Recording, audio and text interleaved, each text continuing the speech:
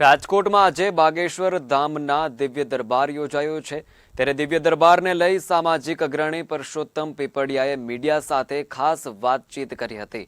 તેમણે દિવ્ય દરબારને દિવ્ય નહીં પરંતુ પ્રેત દરબાર જણાવ્યો હતો। તેમણે કહ્યું કે પ્રેત દરબાર એટલા માટે કારણ કે જે વ્યક્તિ સ્ટેજ પરથી ડાકીની શાકીની પિશાચીનીને ધૂણાવે તેને દિવ્ય દરબાર ન કહેવાય એમ જણાવ્યું હતું। તેમણે ખાસ કહ્યું કે બાબા મારા પ્રશ્નોના જવાબ આપશે તો હું તેનો પ્રચાર કરીશ અને ભક્ત બનીશ।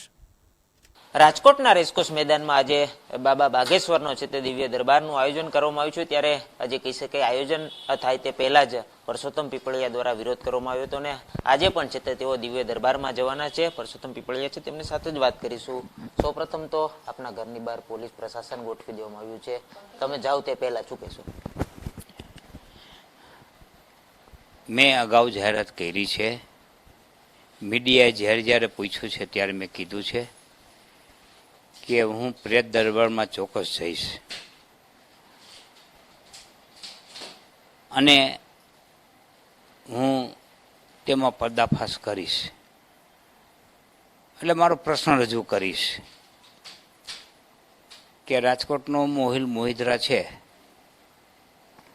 જેની સાથે રાજકોટની ભાવનાઓ જોડાયેલી છે, તેનું 1998માં અપહરણ થઈ ગયું છે। તો હાલ ક્યાં છે અને તેનું અપહરણ કરનાર કોણ? આ સિમ્પલ બાબત બતાવી દઈએ તો હું બાબાના અસ્તિત્વને સ્વીકારીશ અને મેં જે કાંઈ વિરોધ કર્યો છે એ બદલ માફી માગી એના પગમાં સાષ્ટાંગ દંડવત પ્રણામ કરી અને હું એનો પ્રચાર પ્રસાર કરીશ।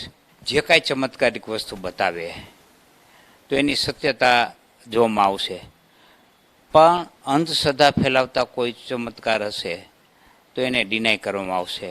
એને વાસ્તવિક પુરાવા સાથે જે કાંઈ ચમત્કાર હોય તે એને રજૂ કરવા જોઈએ।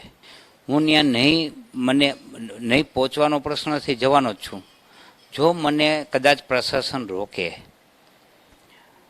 તો મારો એ પણ અરજી હશે પોલીસ સમક્ષ, જે બાબા જે કાંઈ ત્યાં કાર્યવાહી કરશે એ કાર્યવાહીના રેકોર્ડિંગને આધારે અથવા મીડિયા દ્વારા જે પ્રસારિત થશે તમારી એની કાર્યવાહી એના આધારે જો મને પુરાવા મળશે તો હું પોલીસ સમક્ષ એ અરજી કરીશ અને એની ઉપર સુઓ મોટો ફરિયાદ દાખલ કરવાની હું માંગણી કરીશ।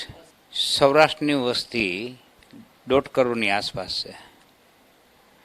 એની તમે સંખ્યા ગણી લ્યો, 1 એકરમાં 2,500 માણસો આવે, કારણ કે બધાને 3x3ની બેસવાની જગ્યા જોઈ, એટલે એક વારે એક વ્યક્તિ આવે તો જે કાંઈ એનો દરબારનો મંડપ છે એનું તમે માફ કરી લ્યો અને કેટલા સમાઈ શકે એના આધારે તમે ગણતરી કરી અને સૌરાષ્ટ્રની વસ્તી ગણતરી કરશો તો 0.1% જ ત્યાં માણસો આવેલા છે। એટલે એ આવેલા હોય જે શ્રદ્ધાળુઓ તો એ સમાજનો સૂર છે એવું કહી શકાય ખરું?